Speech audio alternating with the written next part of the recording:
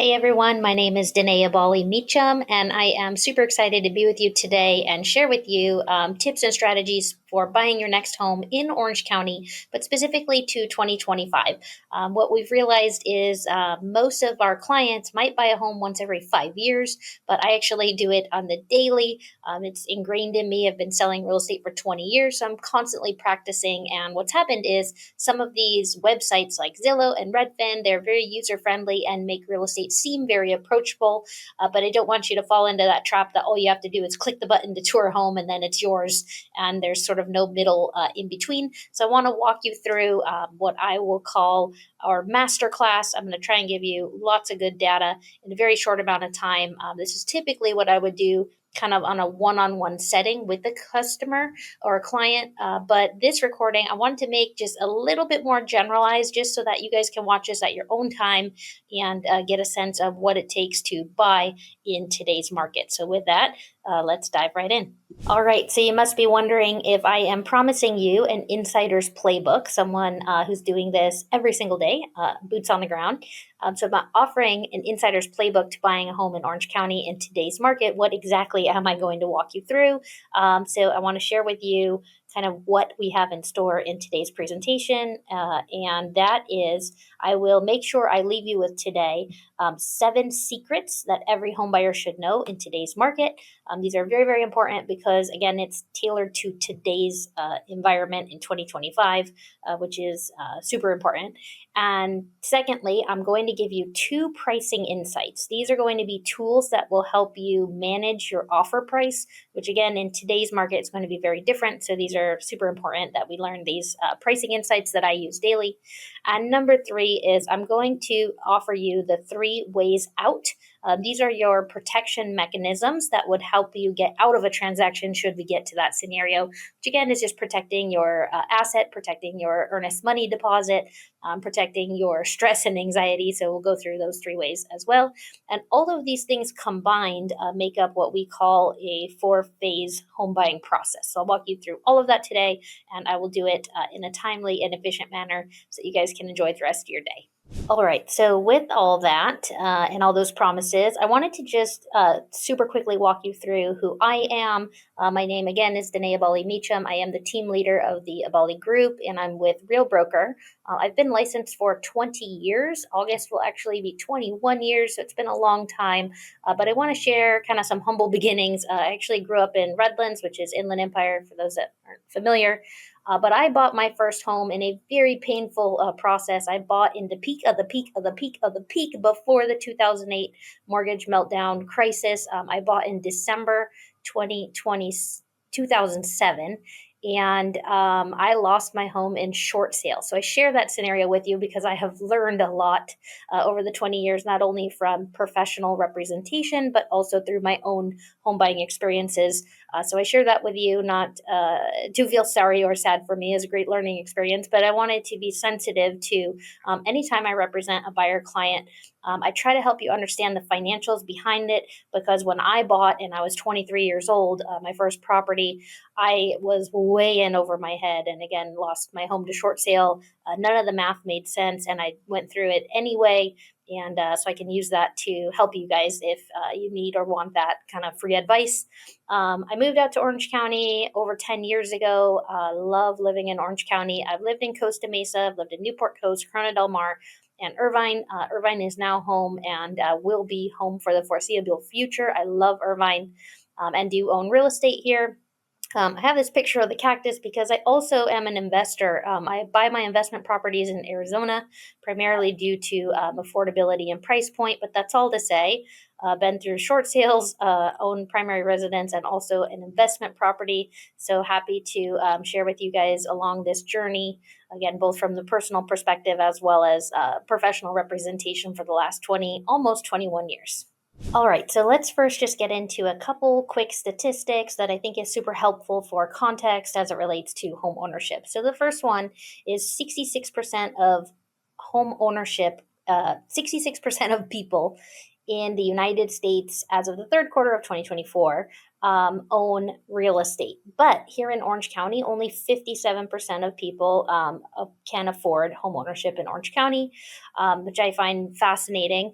There's another statistic that I think is really relevant because this is, again, today's numbers. So most people, 32% of us, that's a third of us, uh, bought a house above the asking price, and 16% sold at the asking price, and 51% sold below the asking price. But that's all to say, of all these combined, the average sale price to list price, people are paying 99.2% of list price, which means even these 51 people or 51% of people who paid below the asking price, again, they paid below, but very, very, very slightly below. So it's all to say we're still in a very aggressive market in terms of buying real estate. So 99.2% of list price. And the third and final statistic that I think is very relevant, which is 85% of all California homeowners have a mortgage rate at 5% or below. So the reason that's very relevant when you're trying to buy is these folks do not feel inclined to trade their low rates for a higher one, which means they are off market. So we have a ton of people who want to move. Maybe they want a 4-bedroom and they currently have 3 or some version of that, but they feel like they can't because they don't want to give up their low mortgage rate. So what's happening is the demand has continued to outpace the number of additional homeowners that are willing to sell, which is making off markets more relevant and more important now more than ever. To be honest, it makes my job a lot harder, but we're still putting deals together, and happy to offer that service to you guys. We'll talk more about that as we go through the presentation today. But if we ask ourselves why then, if it's so difficult, only 57% of people have home ownership, we're paying 99.2%, and we got people that don't want to sell because they're locked into low rates. So why then are we going through all of this, which is something I think about often because I am grateful to be a part of this journey with you guys. And that is because of this little saying here that I'm sure you've all heard before, but a house is made of bricks and beams, but a home is made of hopes and dreams. And I want to keep that at the forefront of my mind when I'm going to work each day. But for you guys too, when you're out there home buying, just keep that in mind. A house is made of bricks and beams, but a home is made of hopes and dreams. So with that, my job is to help you find a home that you want at the price that you want with the terms that you want. And you can see the home that you want is in big and bold because this is the most important part. If you just wait for your home to stumble into the Zillow app or the Redfin app or whichever one is your favorite app in our pockets, you may be missing out on a huge opportunity because we're going to dive into it later, but so many of our homes are locked up in unseen inventory and off-market opportunities. So my job is not to wait to find you something after it hits the Zillow app, but to give you the home you want, which takes some hunting at the price that you want, at the terms that you want. So that is my ultimate goal for all of my clients. And so the next natural question is, of course, but how are we going to do that? How are we going to present that to you today in this short presentation? And what I'm actually going to do is I'm going to give you full behind the scenes of how and why I do what I do. And I'm going to compress it and package up 2 decades of professional experience and learning into 33 minutes or less. So that's my promise to you guys. So let's keep on going.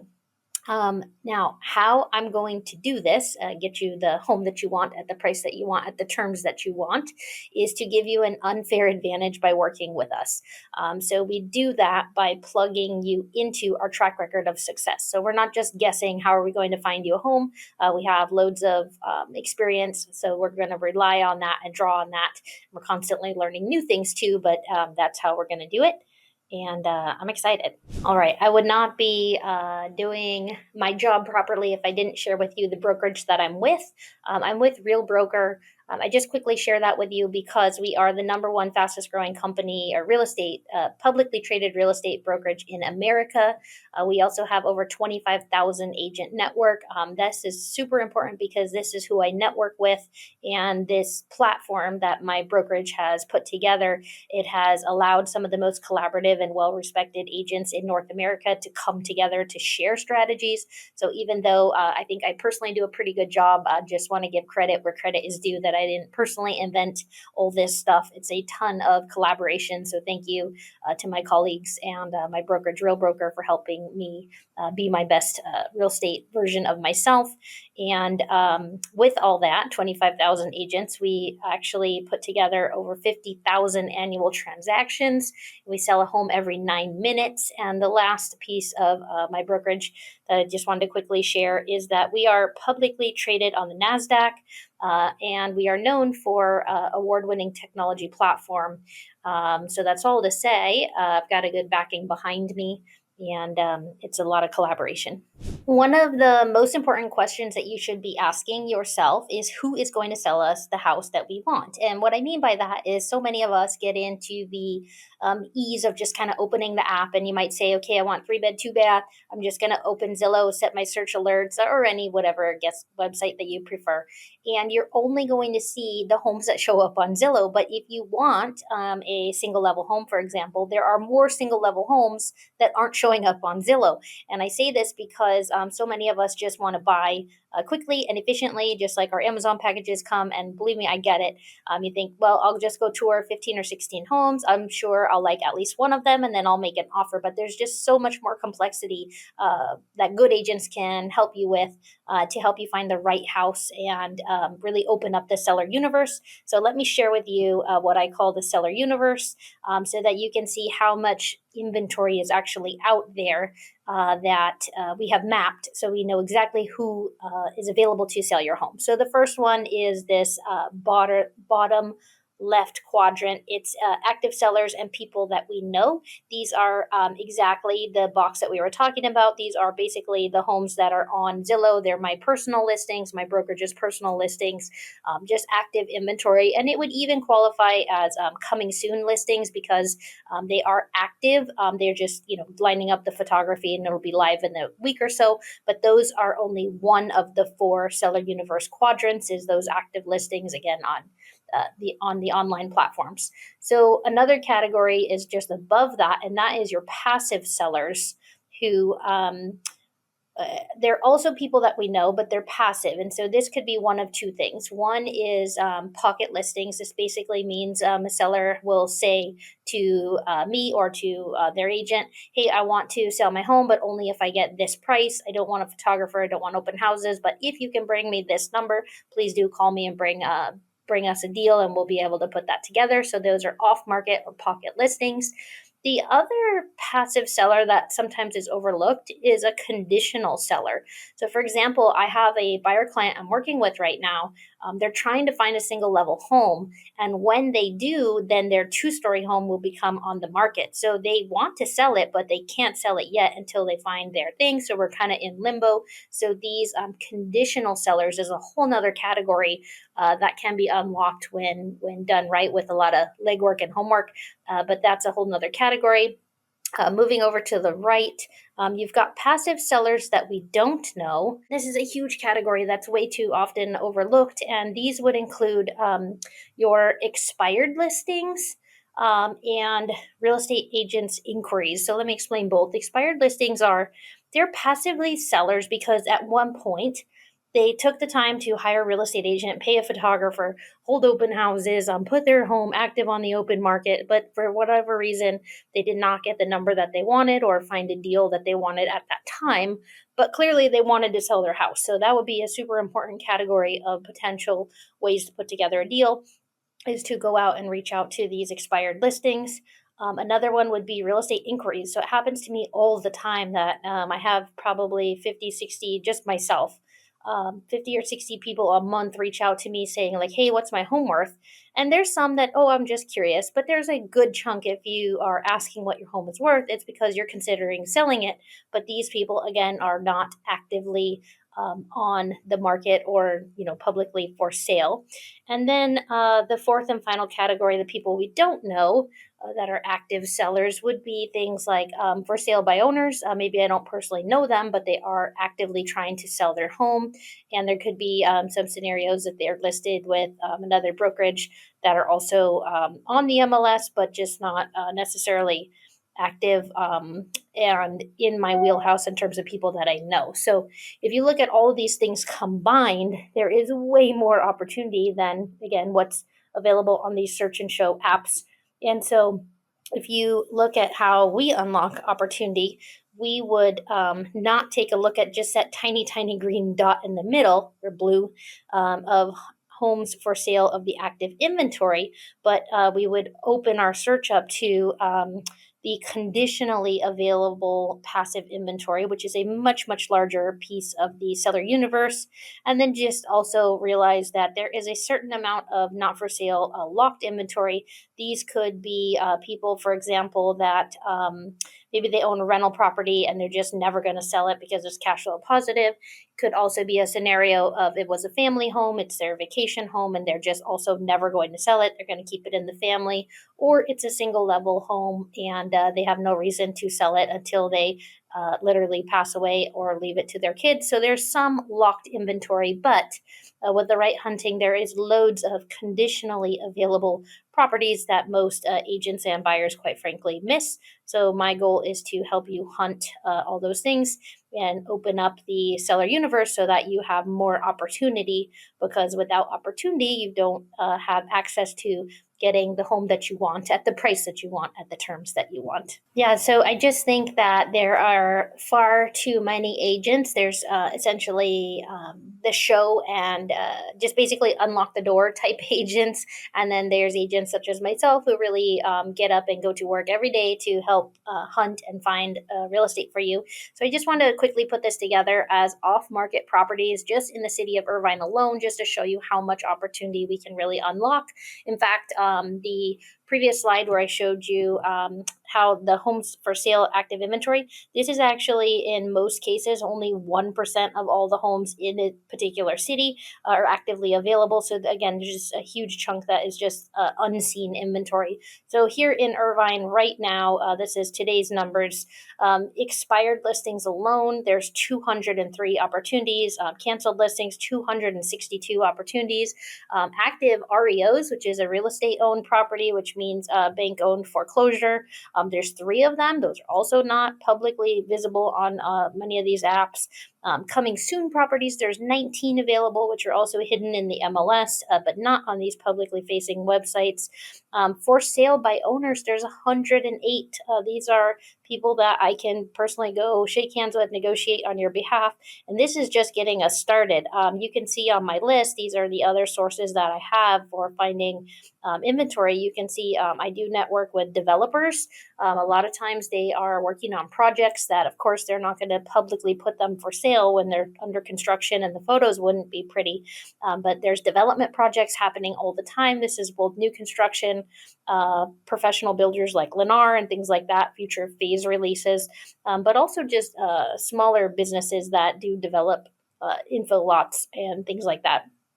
There's also professional flippers. While they are flipping a property, again, they won't publicly be on the market or in the MLS available for you to search. You've got short sale opportunities. These are people who are upside down and behind on mortgage. You have pre-foreclosure. I've got renovation partners. These are basically contractors and things like that that know someone's remodeling their kitchen because they're about to put it up for sale. So I've got connections with them. The home value inquiries is one of the things I talked about as far as one of our hottest sources of opening up opportunities for my buyers. I've got a preferred agent network. We do door-to-door search, which is literally whether we mail physical letters to them or literally go knock on doors, but door-to-door is actually a unbelievable, powerful process. We do calling campaigns, we do geo-targeted ads, a lot of social media ads, and of course, circling back to those conditional buyers as well, because, for example, that customer I told you about, they're looking for a single level home, but their 2-story home will be on the market when we can put that together. So there's just, again, loads of opportunities. So you can see on the Zillow app, there's only 201 results, and just in my first 5 lead sources here in finding off markets, I've got well over 500, which is double what Zillow has available to them. So again, just to show you the power of how when you go to hunt behind the scenes, you can really open up a lot more opportunity, which is really what it's all about. And I think that I would just highlight that these are not random strategies.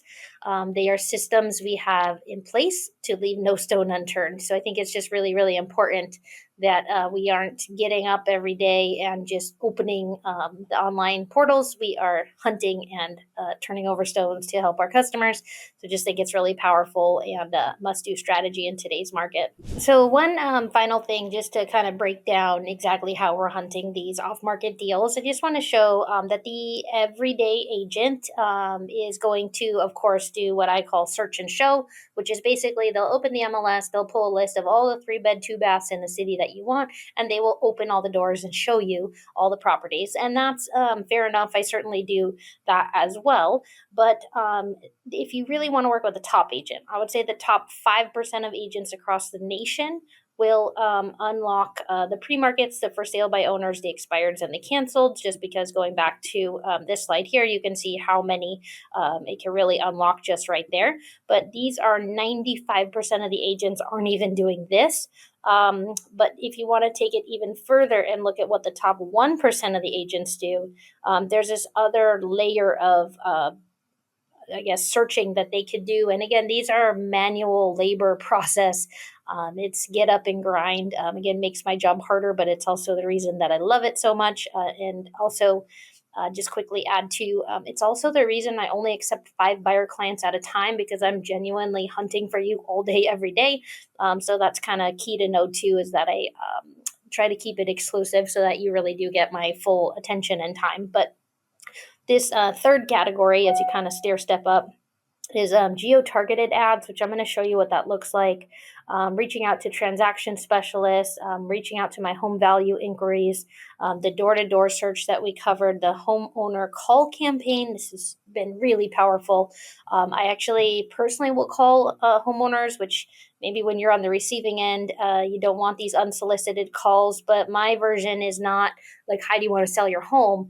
It's very thoughtful in that Bob and Denise want to buy a home in Portola Springs. Would you be open to letting Bob and Denise and their 2 kids come see the property tonight? Because they are very active in buying and want to be in Portola Springs because they want to go to Portola High, and it's a very different call. So cold calling isn't always fun, but it's a much warmer call because it's a genuine attempt to find a buyer a house, as opposed to a listing solicitation. So these homeowner call campaigns are super important. My renovation partners that I mentioned.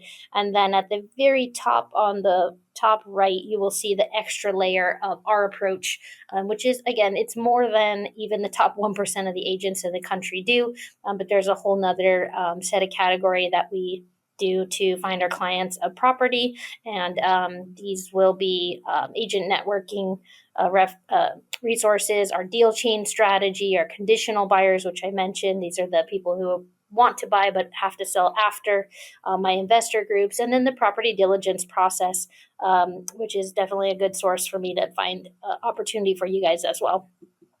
And just to show you, so you know that this is real, just showing you what I actually do for customers. So this is just a quick example. This is my priority access program. I shoot quick videos, 30 seconds or less, to record my buyer needs and wants, and then I pay to be in social media news feed so that everyone in the city potentially sees it. And so I'll go ahead and hit play and show you this one here. So yeah, let's go ahead and hit play on this one. Just one example of me helping a customer. So it's less than 30 seconds. Let's take a quick look.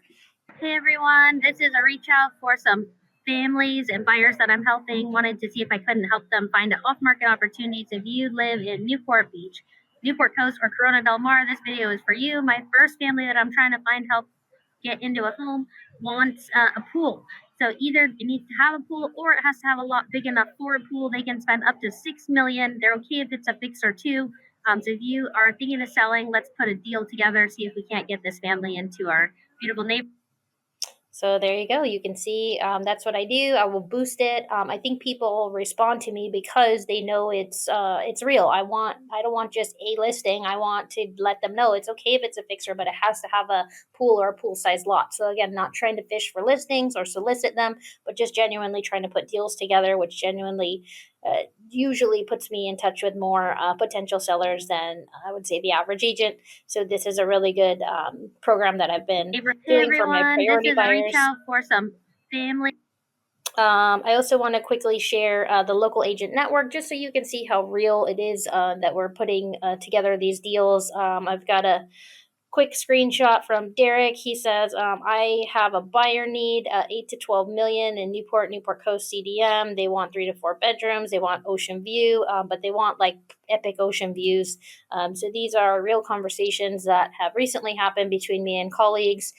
This one is from one of my colleagues, Gantry. He's sharing an off market opportunity. In this particular case, it's a multifamily, which means it's 10 units. It's a unique property on 30,000 square foot lot. It's bringing in 490,000 gross scheduled income.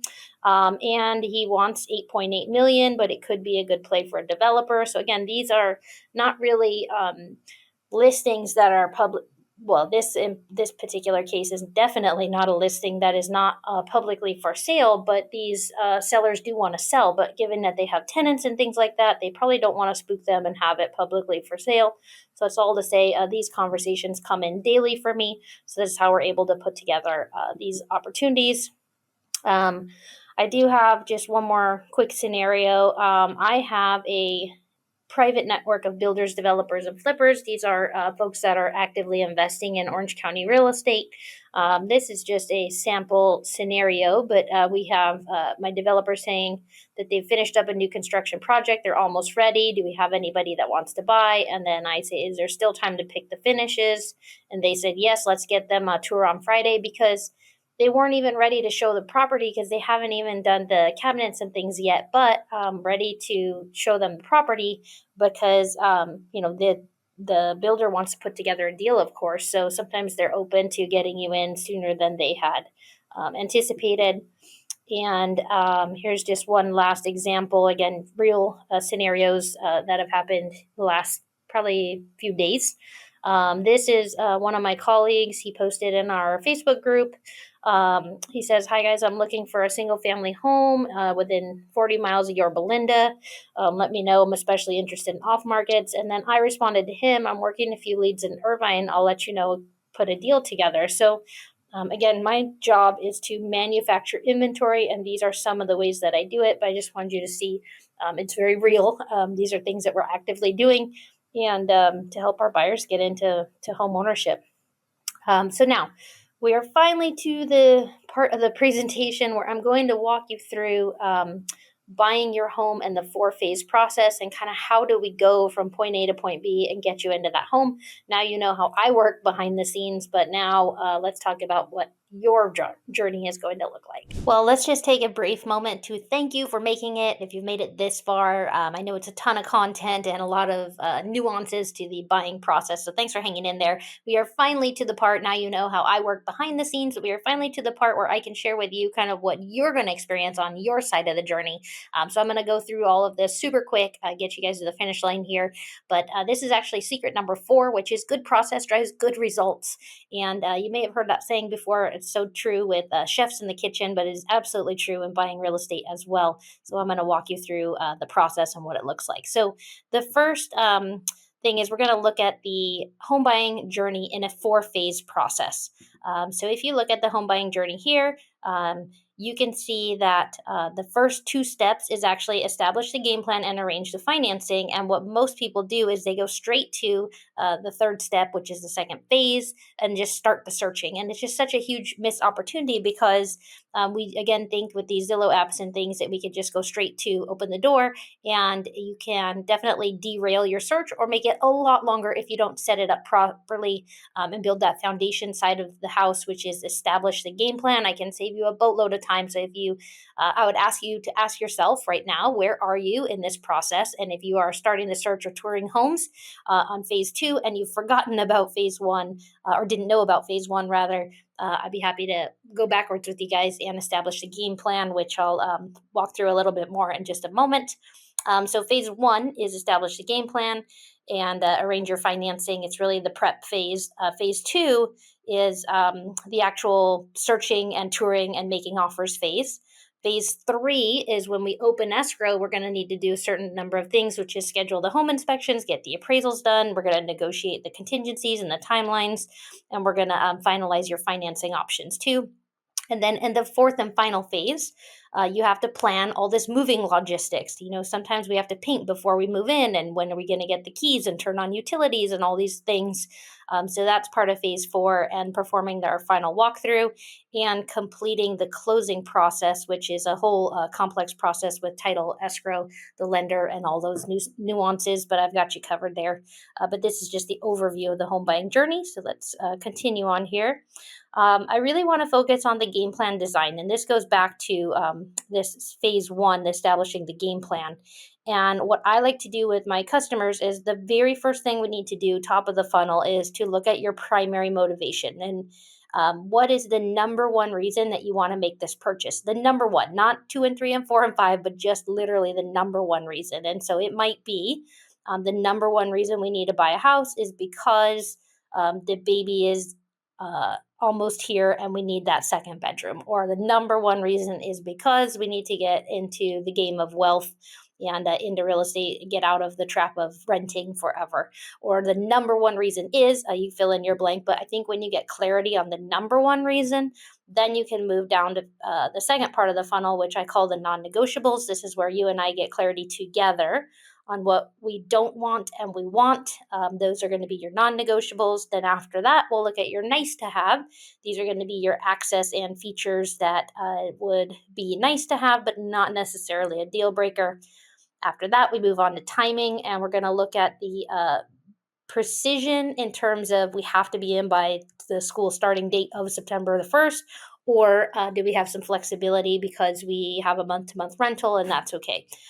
So the timing. And then lastly, we'll drill down to the money side of the house, which is both a strategy as well as the funding, because I work with several clients that may have the ability to put more money down, but they choose to put less money down. So we can definitely walk through all those strategies and options, and we'll look at your cash down and your monthly payment and get that all put together. Okay, so what I would do with my new clients on the first tour day or the first couple times we meet, we are going to go tour house number 1, house number 2, house number 3, house number 4, house number 5. And the goal of this will be, I will choose the homes for you, or we can collaborate together. But the goal of this is not to buy the house, but to literally open the doors and get you into quite a few properties so that you can see which properties speak to you the most. I will tell you, homes look very different online than they do in person. So once you walk through a home and you experience the neighborhood, the smells, the road noises, all the things that you can't see in this professional photography, then that's when you will get to the spot where you find the catalyst home. And the catalyst home is the home that we are going to compare to every other time. So last weekend, I took out a client. We saw their dream home. I mean, they just loved it, loved it, loved it. It ended up being a multiple offer situation, and we didn't go into the bidding war. But the purpose of seeing that property, and it was beautifully remodeled and all those things, the purpose of seeing that property was so that now, for every tour that we go on thereafter, we're going to compare it back to this catalyst home. We didn't buy it, but at least now we all have a reference point and something in mind of what is the number one home. So that's very important to the process. Thanks again, guys, just flying right through all of this stuff.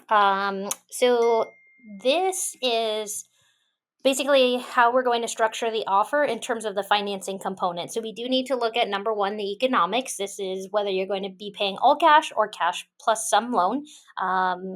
The second piece of the puzzle for the financing is how much you want to put down, which will ultimately create your monthly payment amount.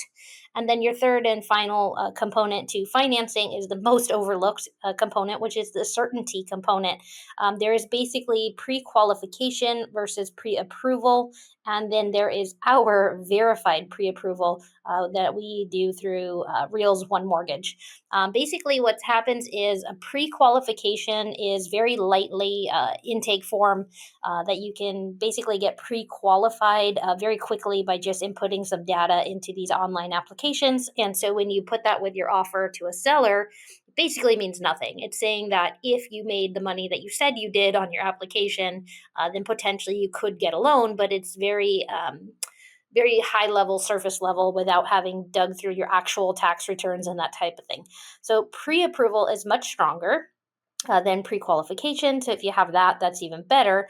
But our verified pre approvals are essentially allowing you to compete with all cash buyers as well, because what we are telling the seller is that not only did the loan officer verify that you are approved to buy, but we've also submitted all your documents and everything to the underwriter, so you are fully approved. Like, there is no ands, if, or buts. If you're going to get this loan, it's fully approved. And so this puts you in a definite place of strength. So when you're writing offers, this is hugely important. We can go more into that when we sit down on the mortgage side. But I just want to quickly touch on this concept of a new slogan that's been floating around ever since we have higher interest rates. There's a few mortgage lenders who think it's cute to say, marry the house and date the rate.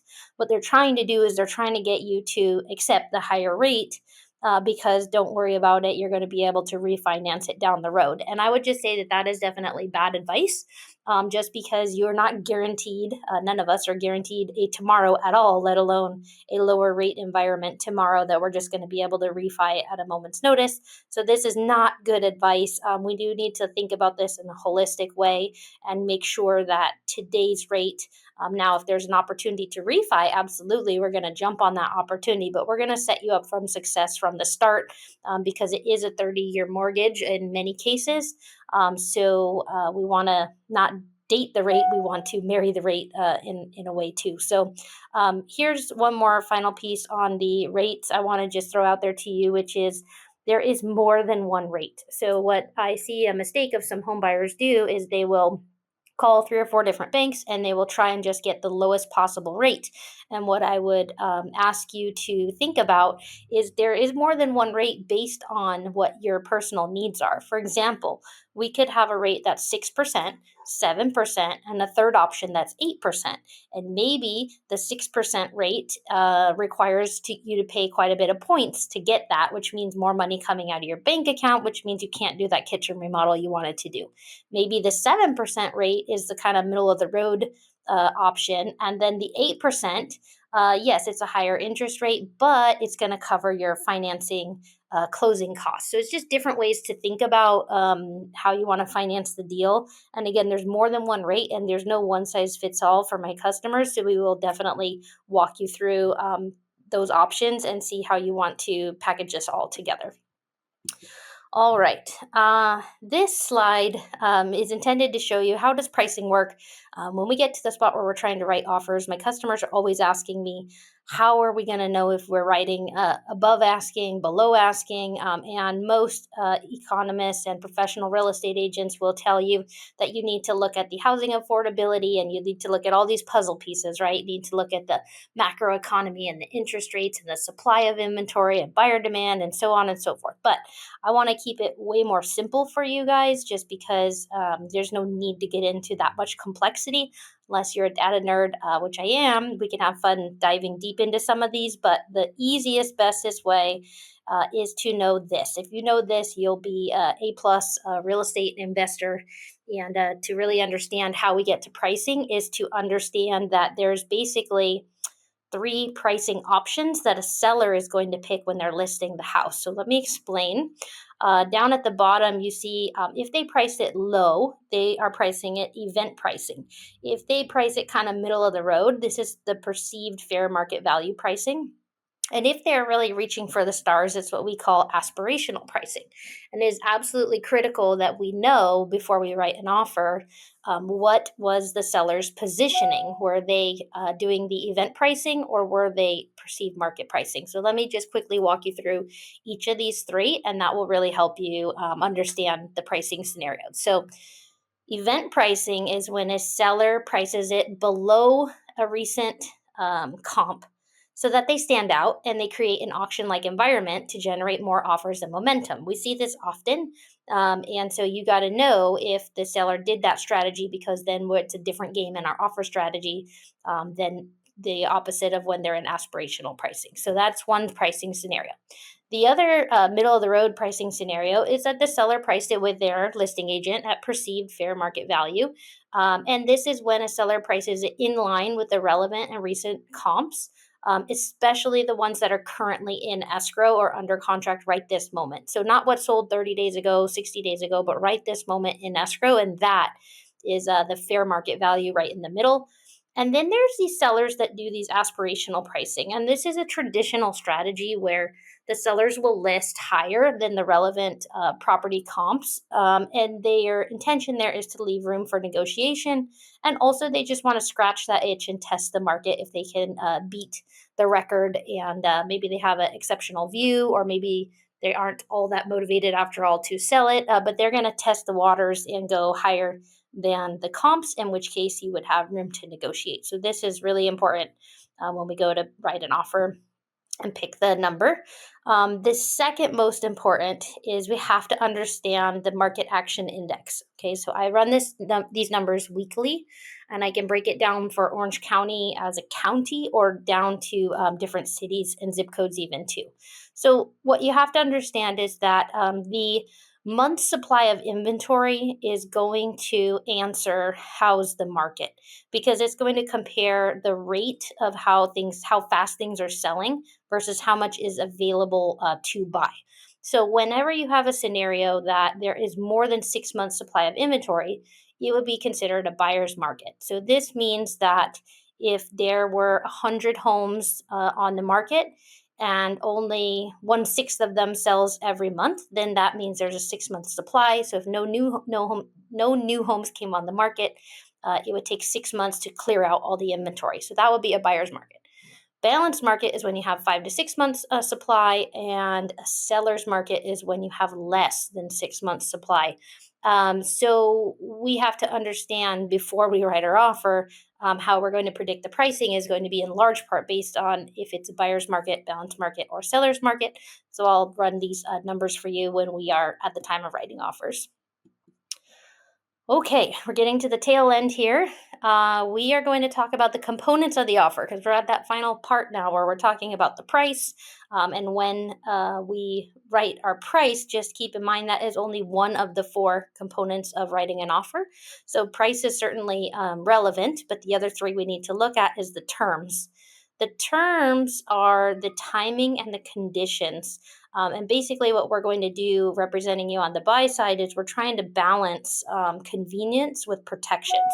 So for example, you may want to allow yourself 2 or 3 weeks to hire a home inspector, but that may not be attractive to the seller. They might want you to hire your home inspector tomorrow, and you might be out of town tomorrow. So it's really balancing the convenience for you personally, but also giving you a protection where you have the opportunity to back out should we get there.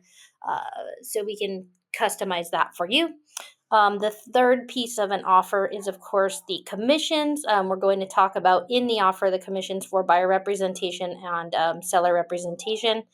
And the fourth and final component of the offer, which is often overlooked, is the services. So we're going to tell them who's our loan officer, who we would like to use for title services, escrow services, the disclosure reports that we're going to get, and so on. So those are how we would structure an offer.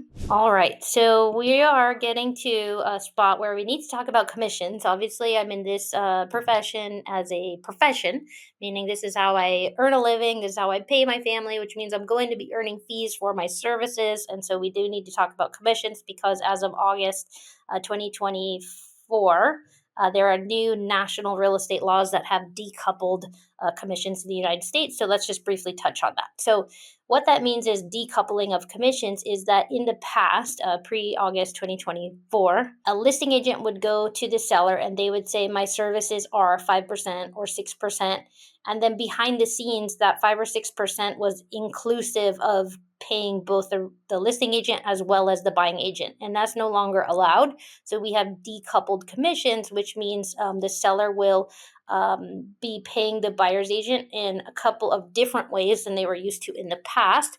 But note that they absolutely are still paying for buyer's agent's representation, because sellers want to sell and buyers want to buy. So the best way to get their house sold is to incentivize us realtors to bring them buyers and walk them through the process. And this is how we get paid.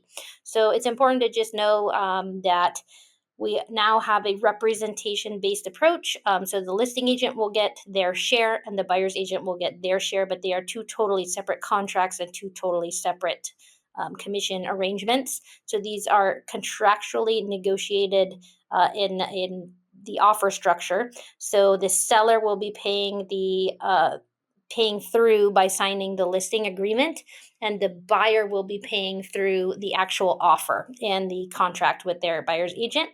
And once we get to the spot that we put the offer, we're going to ask that the seller directs the compensation to both the listing agent and the buyer's agent. And then the fourth and final piece that I'll touch in on commissions is that there is strategic advertising of compensation, meaning a seller can incentivize on different websites and things like flyers, things like that, where they can say to us realtors that we will pay you a certain amount to bring us a buyer. So that is all kind of floating out there and how we do commissions now. But just know the ultimate end all be all of the scenario is that as your agent, I will be asking the seller to compensate me. So that way you don't have to pay it out of your personal pockets unless you're an investor and there's a strategic reason you want to do that. But for most of my customers, we ask the seller to pay it so that you don't have that extra cash or issue coming out at the closing table. All right, let's move on commissions. I just want to give you this insider secret. I am a licensed professional realtor, as you all know. I've been selling for 20 years, and yet I would never, and I mean never, truly never, buy a home without interviewing and hiring a professional agent. And this is because an unrepresented buyer doesn't know what they don't know. So when I buy property in Arizona, I think I know what I'm doing. And then I go to my broker, Matt, and I say, Matt, this is the property I'm looking at. This is why I'm thinking of investing in it. These are what I want to offer the seller. And he'll tell me, oh, no, no, no, you didn't think about this. You didn't think about that. You didn't know this. You didn't know this about this neighborhood.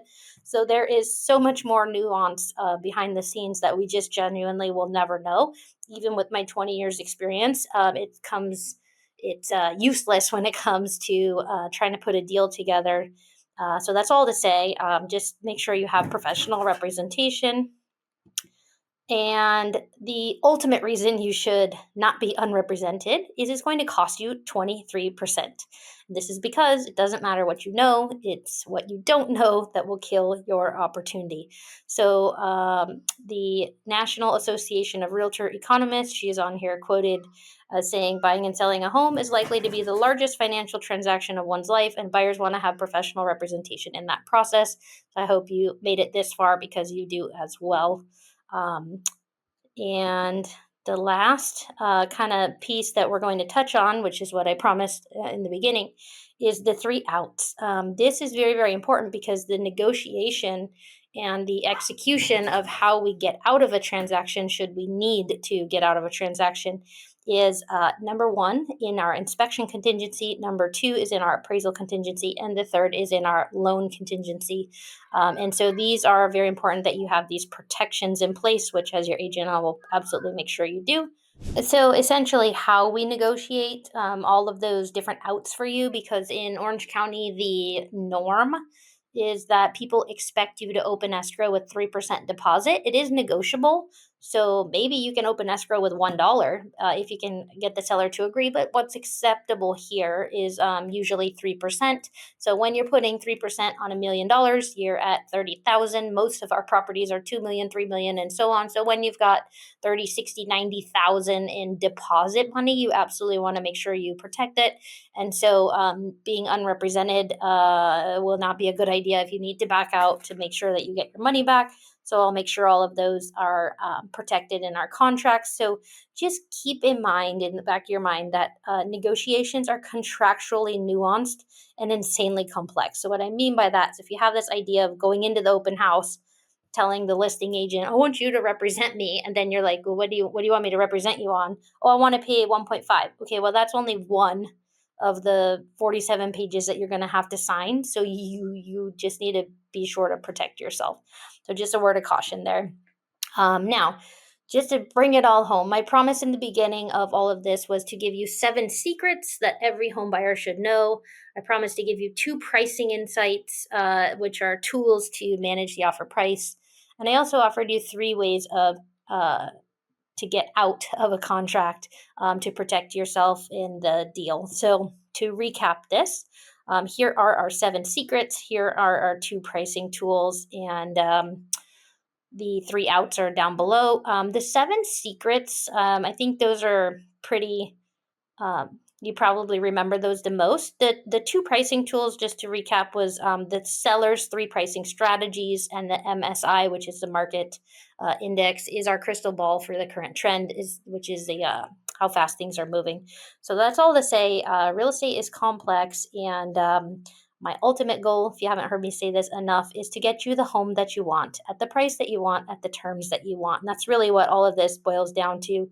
And one final quote from Dave Ramsey, a financial expert, if you haven't heard of him, but he says that typically the research tells us that a high quality real estate agent that really knows what they're doing and will add more to the equation than they cost, because people make mistakes when selling and buying their own, and the mistakes are costly. So I hope you give me an opportunity to represent you and get up and go to work every day to find you that house that you want at the price that you want at the terms that you want. I appreciate you guys so much for taking the time to watch, and looking forward to connecting soon.